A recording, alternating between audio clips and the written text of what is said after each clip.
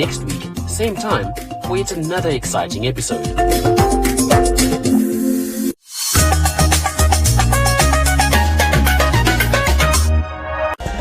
Today on One Always There.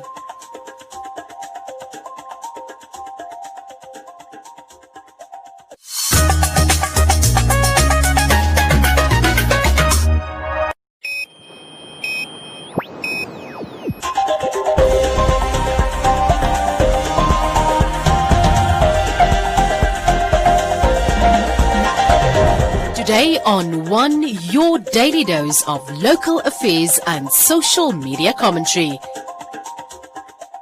Today on One, unwavering Shangula in the midst of an invisible enemy.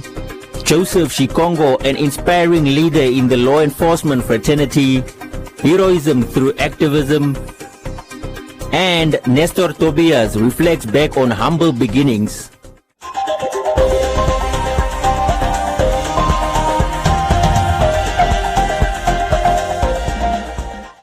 As the country commemorates the heroes and heroines who fought for the nation's independence, Namibia is confronted by yet another battle post-independence, which is the COVID-19 pandemic. Today on One, I had the privilege to sit down with a man leading the frontline workers in this battle against an invisible enemy that continues to wreak havoc around the world. Arriving at work before daybreak is the Minister of Health and Social Services, Kalumbi Shangula. He greets members of his staff before settling down for a dose of the day's news and some paperwork. A morning routine that prepares him to preside over the daily virtual strategic meeting with key figures from the Ministry on interventions related to the health crisis. Good morning, everybody. I would like to welcome you. Kalumbi Shangula was appointed as the Health Minister in December 2018. Over a year into his leadership, the world is gripped by the COVID-19 pandemic, a disease which is caused by severe acute respiratory syndrome. Shangula has been leading the local front as the head of Namibia's response task force in the battle against a disease that has so far taken over 50 lives and infected 6,000 people countrywide. His primary task is bringing the pandemic under control. As daunting as it might seem, he said that it does not keep him up at night. Because of your role, Honorable Minister, many Namibians might regard you as a brave and courageous person. What can you tell us about the daily challenges you have to endure, especially during this time of the crisis?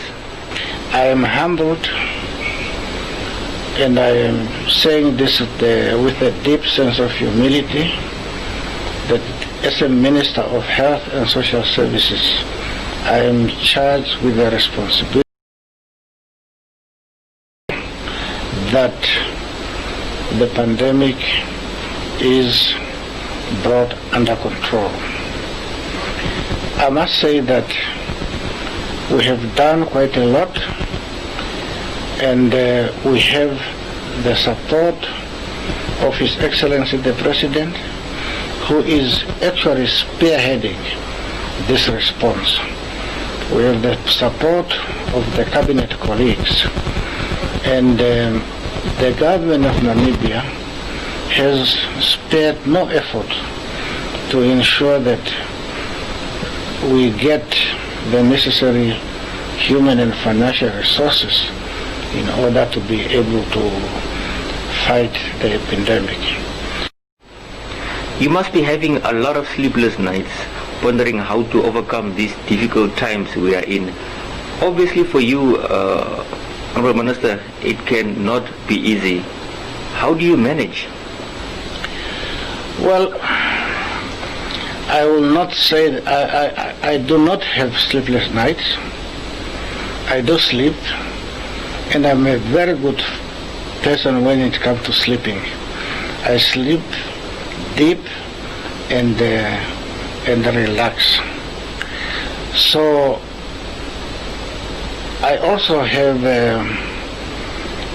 I have gone through what I call a very good university of life. That is the exposure I had throughout my life. I have encountered a lot of difficulties during the course of my life. and I have developed mechanism how to cope with every difficulties. I have said to myself, whatever the situation may be, I will not allow a situation to be on top of me. I must always ensure that I am on top of the situation, however difficulties it might be. We have, obviously I'm concerned if I hear one more case. I'm concerned deeply if I hear that there is a death. But you cannot undo what has already happened. You have to be optimistic. You have to look forward. The health minister is leading a team of dedicated medical doctors, nurses, pharmacists and social workers, many of whom are on the front line in the battle against COVID-19.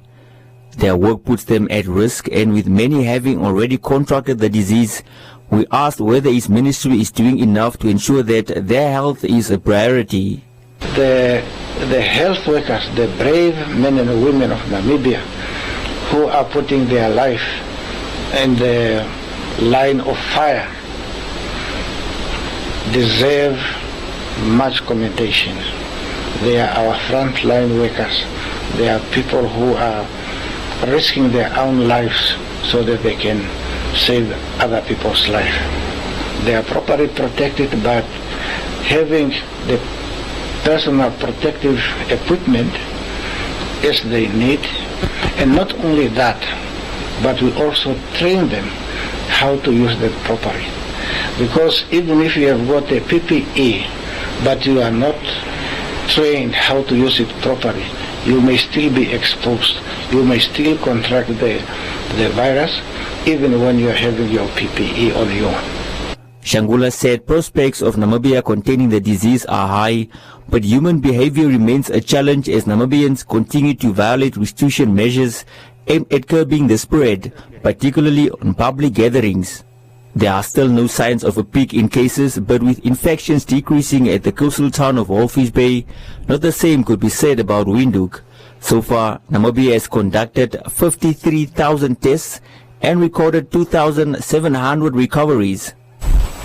The Minister of Health tells Today on One that since the pandemic began, a good rest over the weekend for him and some of his members here at that office has become a luxury.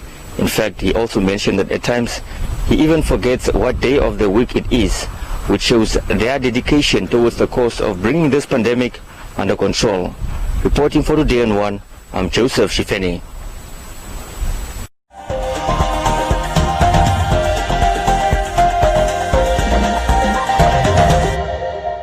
OK's Birthday Dash is back, and it's bigger than ever before. The Super Birthday Dash is now on, and you could win a trolley dash for yourself and a charity in your community every week. It's super easy to enter. Simply buy any participating product and swipe your OK Count-On card at the till. We've also got Super Birthday savings you don't want to miss. So get in store now to save big and win. Only at OK, owners you can count on.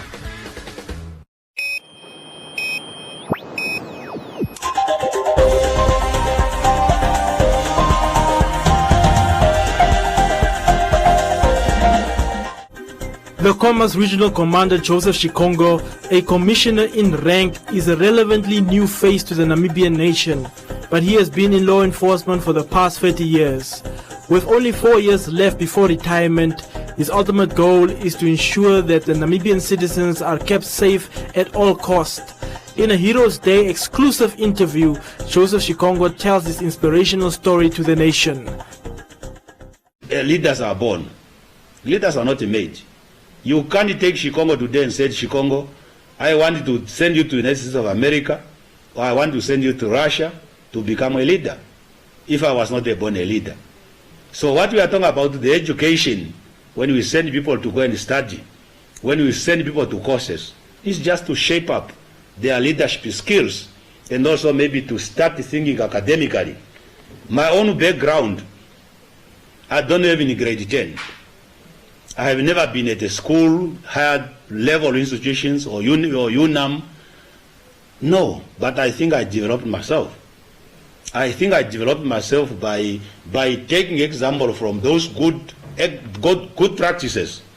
I look to leaders that are inspiring in our life.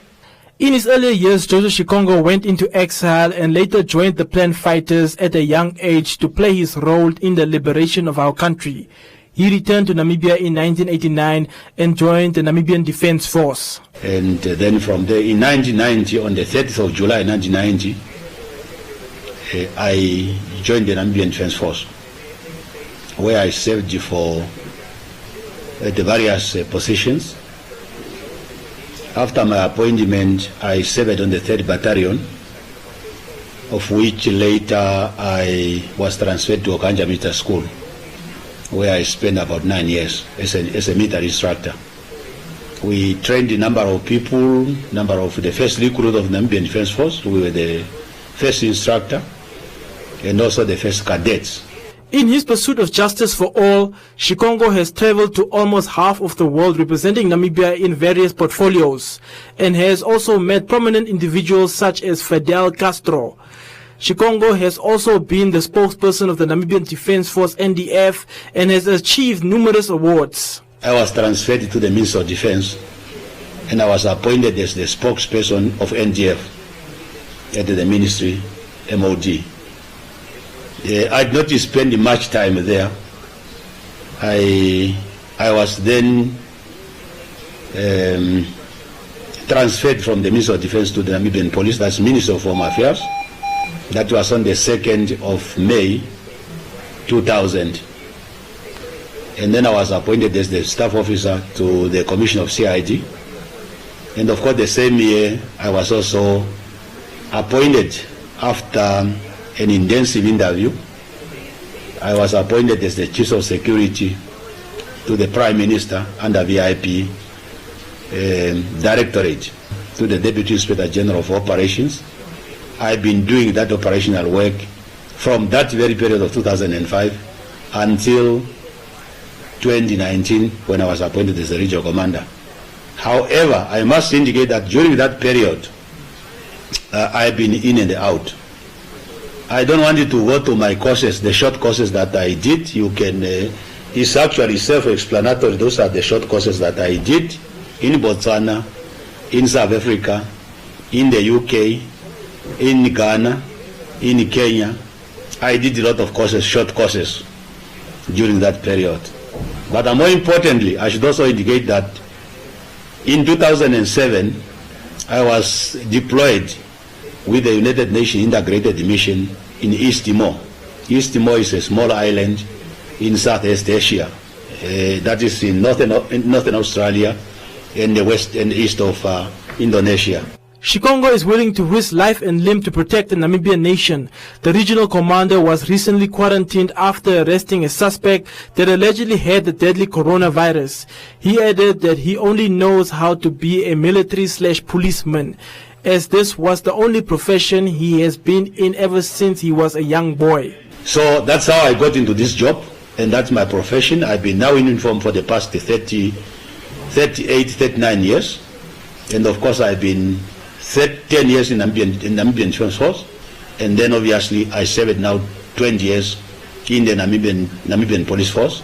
That actually bring a total of 30 years serving in an independent Namibia in uniform. I don't know any other profession. I never worked for anybody. I never worked as a cleaner or a gardener. I never worked as in a farm. My work straight away from childhood, I joined the military and then the police. I only know two professions, that's the military and the police institutions. Shikongo believes that his greatest role in the Namibian police force is to shape up the force and mentor young police officers to become the leaders of tomorrow.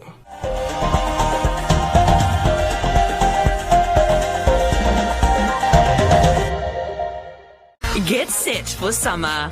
What can be cuter than baby girls' dresses, just $59.99? Play with patterns. Designed to flatter. Ladies' dresses, only $139.99. Why pay more? Work or play? Life's better with Pep.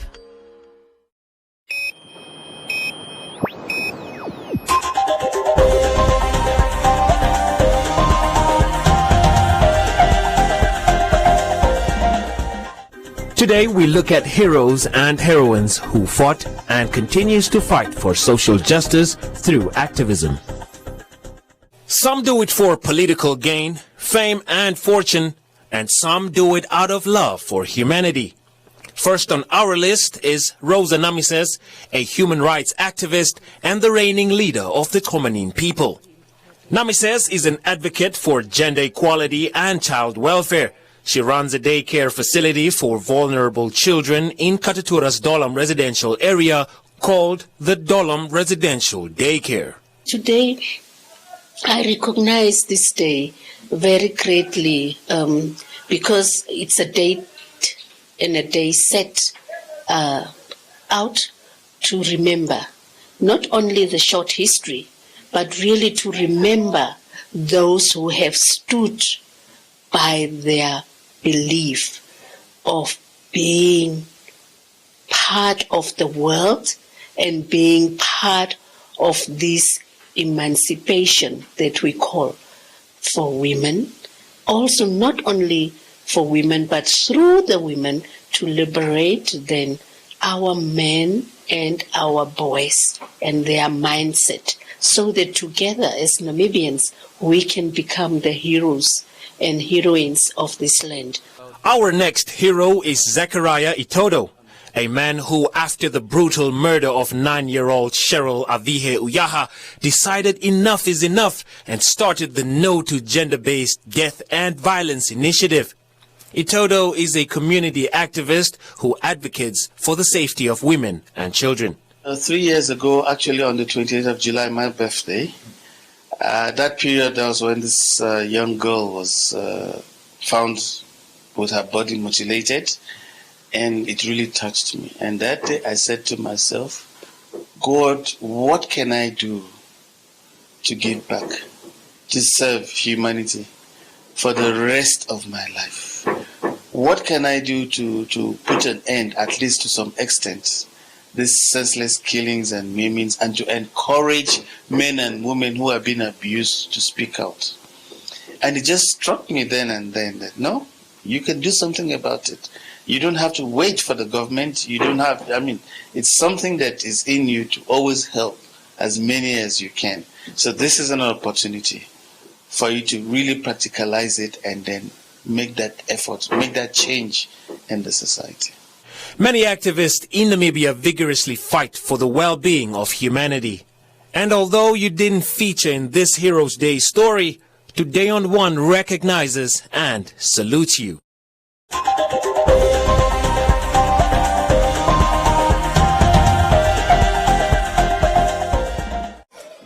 Hi, I'm Sam.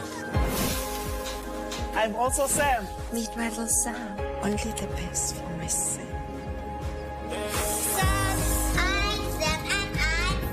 No two people are the same, so why should their cover be? New personal cover from Old Mutual lets you build the cover that's right for you and your budget. The time is now to get personal cover that's just for you. SMS cover to 66522 today.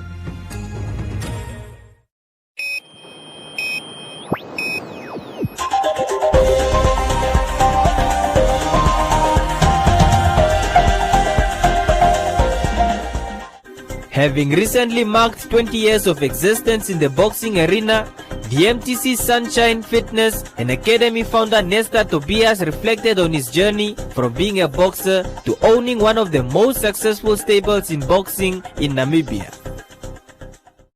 Growing up in the dusty streets of Nomchop, a location in Tsumeb, previously known as a residential area only suited for black people during the apartheid era, Nesta Tobias reflects on the time he began his boxing career, saying that he took on the sport as a means to defend himself from being bullied by his peers. Growing up there in Tsumeb, sport was very popular.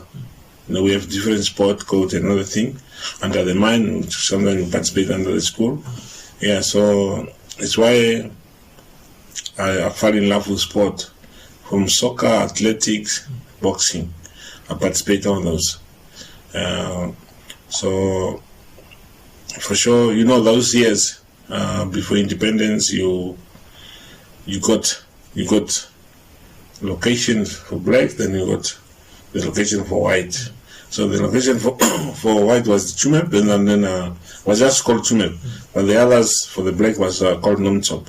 So there was now a border between town and the location, because so these white kids used to bully us, another thing, and one day I went to watch a movie called Bruce Lee, and I said, yo, man, I want to be like this guy, now. So I joined a karate club. I was just in a community hall in Chumeb, non-stop. So I started doing some karate moves and other things. So, but my friend, my schoolmate, told me, no, there's a boxing club there in Chumeb. No, that night after I asked him, we watched Muhammad Ali movie. Ali, called Ali, So then I said, no, man, I want to be like this guy. So from that day, I joined boxing. So the first day they took me there, they gave me to spar to box with the big guy. Oh, and after the sparring, the coach said, no, you look good, did you box before? I said, no, I never boxed before. But the next morning, I had a headache, So then I said, no, wait, I'm not going to go back there. No. So I went back to soccer. But now, in a long time, when these guys with boxing, they used to travel, go to Arandes and box, they come with the trophies. Then I said, no, man, I'll go back to boxing. From there, there was no way back. So I was just boxing. Being a successful owner of the biggest boxing stable in the country, Tobias weighed in on the current state of the industry compared to the days when he joined the industry in the early 90s, stating that during his time, opportunities were limited to the most talented and competitive boxers. I achieved my national colors junior, then the senior, for sure I achieved South African color because Namibia was under South Africa at that time, Springbok 3 times. And so the opportunity was limited internationally. I could not even, by my standard, I could qualify for the Olympics. Especially Olympic in Seoul, I was supposed to go there, but we could not go because of the sanction. I remember. So it was painful. So it was just around Mtali, Namibia, then South Africa. You end there. That's it. At least I had the opportunity to participate overseas as an amateur, Springbok. But now you cannot participate at a recognized game like Olympics or World Championship and those things.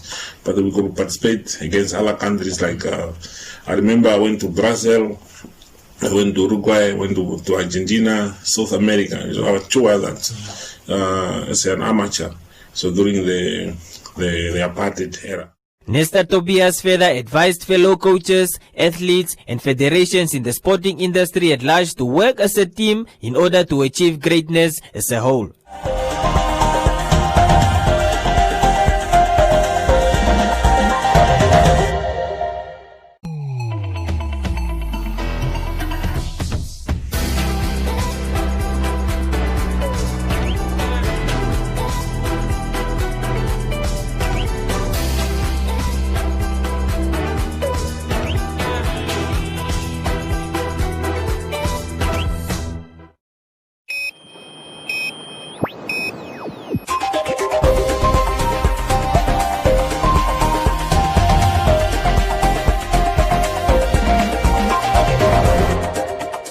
In other leading stories, veteran politician Dirk March died today at the age of 92 at a private hospital in Windhoek. The late March was a member of the Constituent Assembly that drafted the Constitution of the Republic of Namibia. He also served in the National Assembly as a member of the Democratic Tunhala Alliance or DTA until his retirement in 1993. The President of the Republic of Namibia, Hage Geingob, extended his condolences on behalf of the government and the people of Namibia to the entire March family.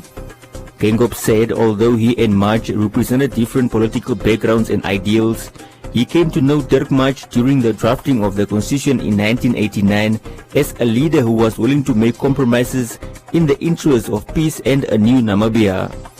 The head of state further described the late political veteran as a peacemaker and a man of principle at a crucial time in the history of Namibia, adding that Maj was a man with a sharp intellect who made tangible contributions to nation building. Maj contributed to the promotion of a free and independent press in Namibia, as he was the co-founder of Namibia's Afrikaans daily newspaper Die Republikein and its publisher Namibia Media Holdings. By 2007, the Dirk Maj Trust had sold its remaining stakes in the printing industry and became a charity dedicated to education and development.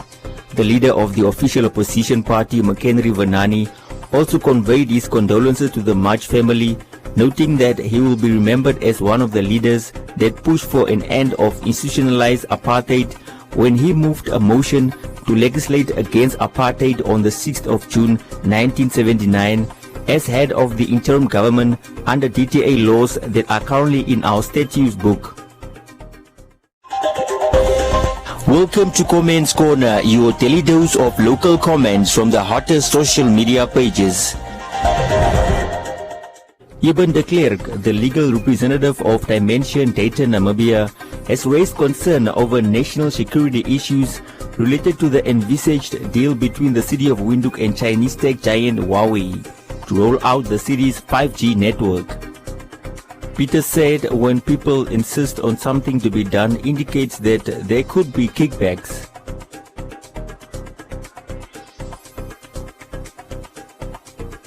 Andrew said, just leave China alone as we are in Africa and not the United Kingdom. He also added that personally he supports Huawei.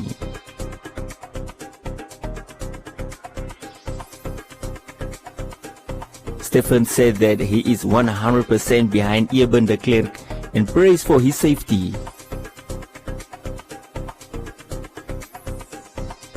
Mebzela said that Eben de Klerk serves the interests of the West.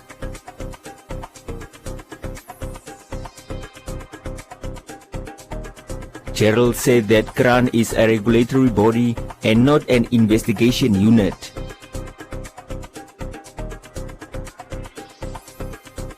Sandy said a partnership with China means that they get to do most of the work, leaving local service providers without jobs, as is the case in the construction industry.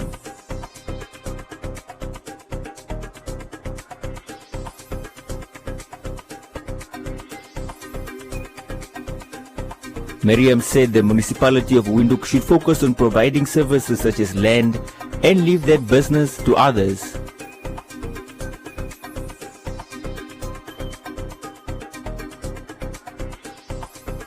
Joe said that the UK Huawei issue is a political struggle between world powers and has nothing to do with Namibia.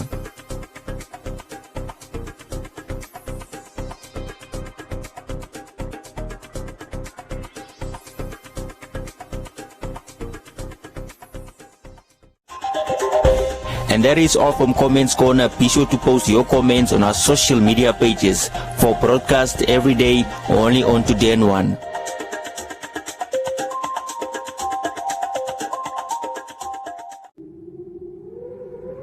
Scared of the cold? Don't let colds and flu get you down. Protect yourself with the all-new MVA Immune Booster from Fabufarm. A powerful daily food supplement with just the right balance of vitamins and minerals to help you strengthen your immune system. Fabufarm's MVA Immune Booster is made in accordance with COVID-19 guidelines and offers value for money with a full 30-day dosage. Fabufarm's MVA Immune Booster, now available at all leading pharmacies countrywide.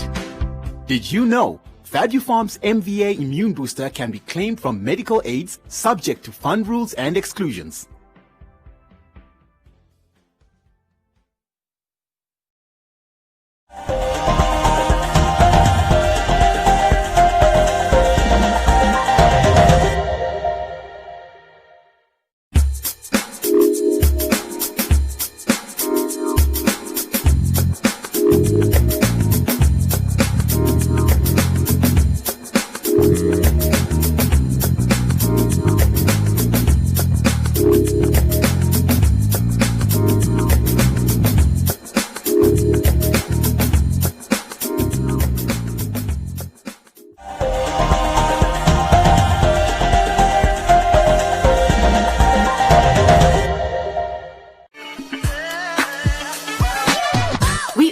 always love to hear from you.